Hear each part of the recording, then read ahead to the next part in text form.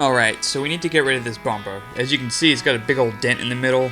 Not sure how that happened. I was told that maybe one of the owners hit a pole at some time in a parking lot. But anyways, who cares? It needs to come out of there. The first step is to pop the hood so we can take a look at the grill. The grill needs to come out the way so we can get better access to the bumper. My bumper was just held in with some plastic tabs. I used a flathead screwdriver to try and manipulate the tabs, but I just ended up using a lot of grunt force and it got out of there. I didn't break any tabs, thankfully.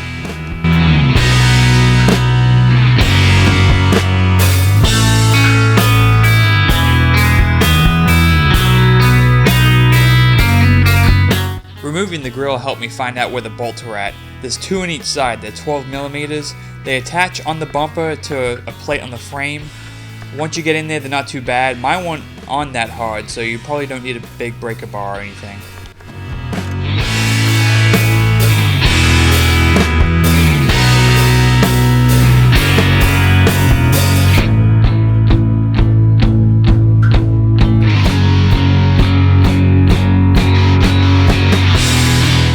When I took out those bolts, I noticed something weird underneath. Something growing. I didn't even know this was possible, but there's grass growing underneath the 4runner.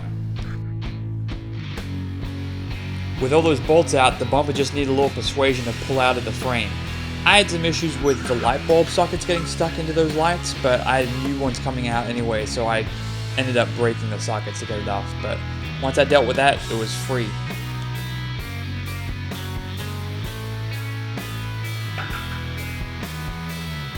This should hopefully give a better look at this crusty looking grass that's growing. Kind of freaked me out, gave me the chills. I don't know how it was growing in the garage, there's barely any sunlight in here.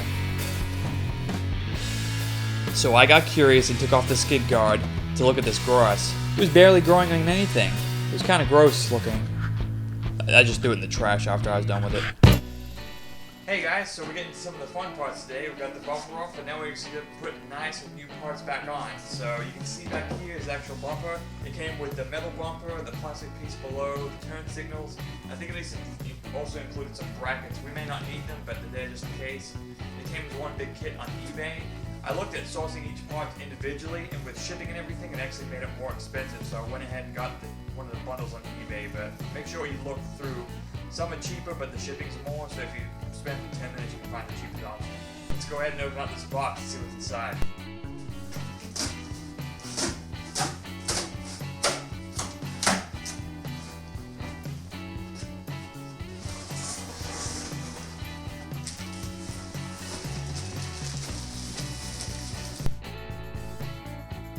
Getting everything unboxed and unpackaged was a project in itself.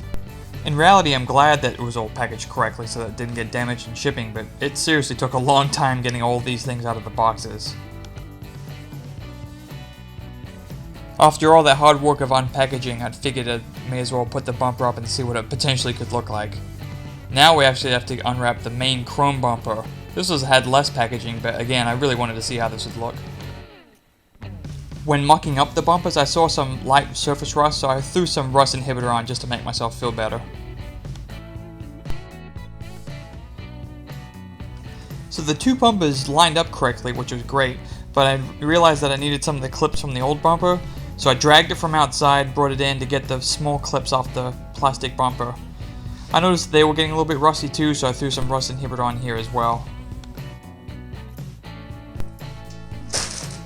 Alright, so now that we've got all these coated with that rust inhibitor stuff, we'll put these clips, these threaded clip things on the, I guess they call it nut studs or something. We're going to put these on the actual plastic that I got. I didn't get any hardware with mine, but I saved it all from the old things. The new plastic actually has a slip for where this goes in. Since I've tried them, I'm going to make them a little bit more tension by getting some pliers and clamping them together, but we'll slip them in to here after we get some tension on it, then we'll flip it and start bolting it down. So they're all like spread apart, you see? So we'll give it a little bit more tension. Pliers. plastic over. I don't know if you can see in here, but where they go, it's like a little indent in the plastic, which means it should slip right in. Yep, and since we pressed it, now it's not going to move around anymore. So flip it and bolt it through.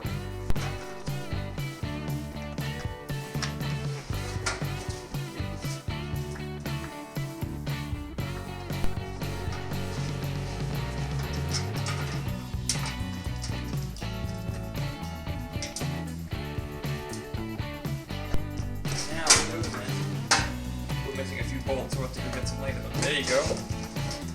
That looks 1,000 times better. Oh yeah, that's great. Alright, so the next piece, before we bolt it up, is getting the lights into the actual metal housing. I got some new ones, because the other ones are all smashed up and broken, but let's see. This came with everything. I saved the plastic inserts to go on the bumper, but it came with them. Here's the lamp, looks all clean. I'll get it out. That looks really nice. So this is pretty simple.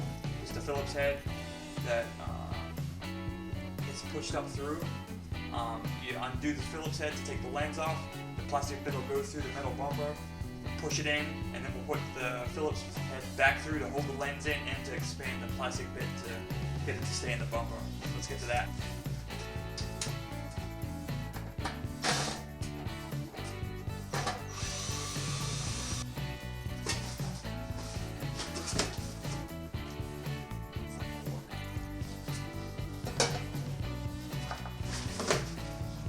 Tab here is bent. It doesn't line up with the actual lamp. I believe it got bent somehow. I don't know how, but we'll just bend it back.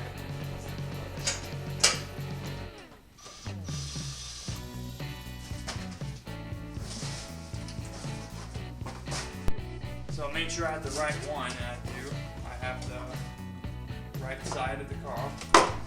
So it doesn't. The left side was very easy.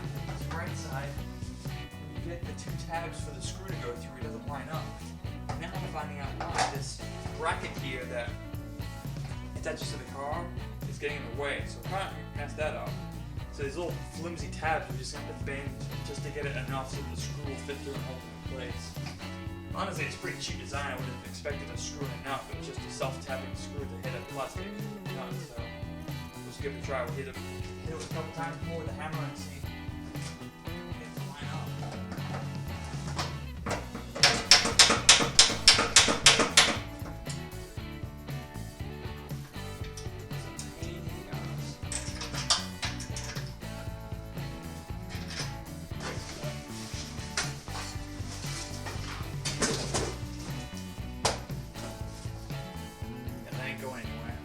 Golly, that was a pain.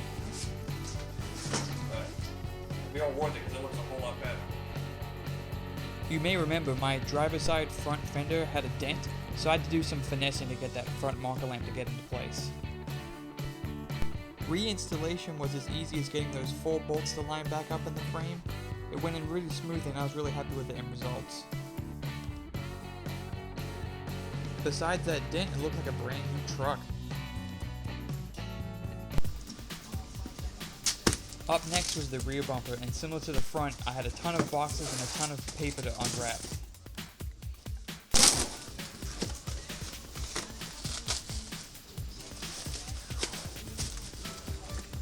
To save some money, I decided just to replace the middle section of the bumper because that's where it was the most rusty. So in order to get this middle section out, I first started to take off the plastic trim around the top of that bumper. It was a little bit stubborn at first, but I gave it a little bit more manpower after I had some protein and just bumped it out of there.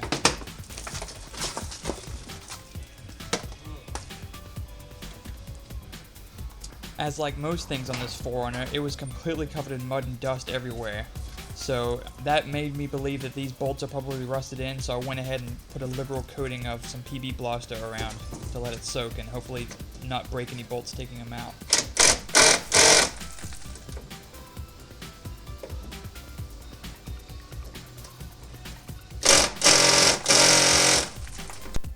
Well, the electric impact driver couldn't do a job, so I busted out the air wrench. Hopefully this will have enough power to get it out.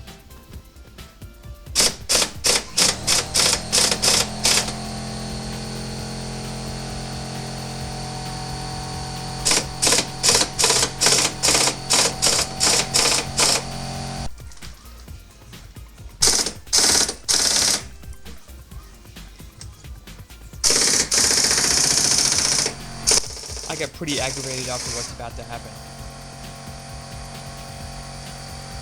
Just in case you're wondering, that hurt like hell. I didn't have enough room to get to some of the bolts, so what I had to do was lower the spare tire, which I didn't realize was done by this crazy crank mechanism. You'd crank it, it would lower this cable that would bring the tire down. After a few snap bolts and a couple of bangs with the hammer, I got pretty fed up. So I decided to start cutting this thing out because some of these bolts were completely rusted in.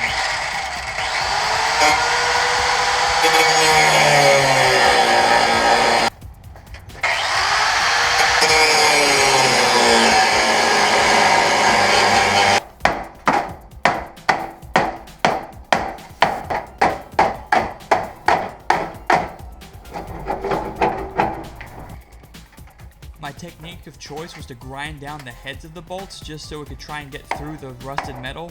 I'll try to hit it with a hammer. Some of them cracked and broke, which made it easy, but others needed a lot more extensive cutting.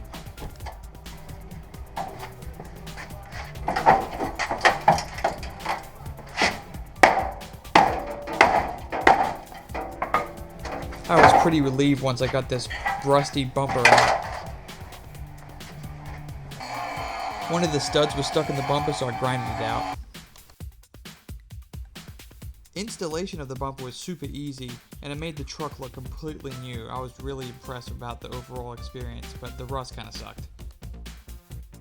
Thanks a lot for watching, and be sure to subscribe to the channel if you want to stay up to date with upcoming videos.